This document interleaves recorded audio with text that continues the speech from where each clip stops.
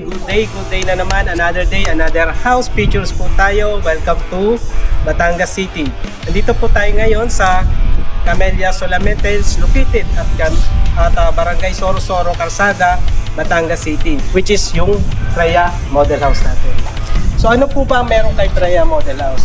Freya Model House is may 142 square meter din a lot area of 176 square meter.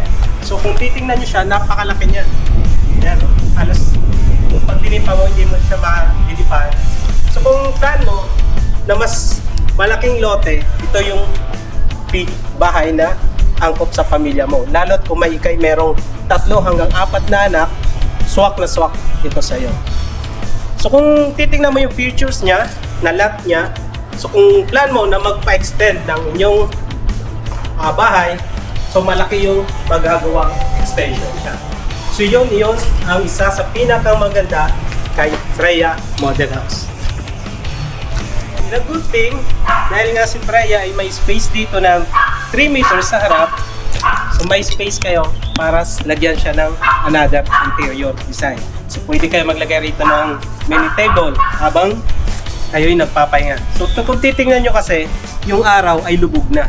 So maganda na siya para dun sa pagpapahinga nyo habang kayo'y nagkakape.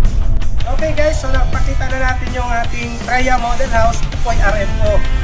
So yung may mga inquiry dyan, yung mga gustong makita to,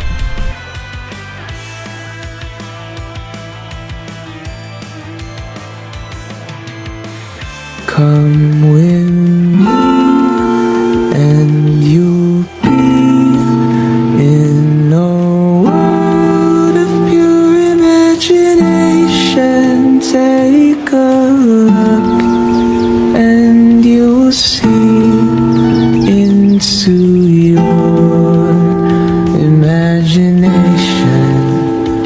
We'll begin with a spin, traveling in the world of my creation.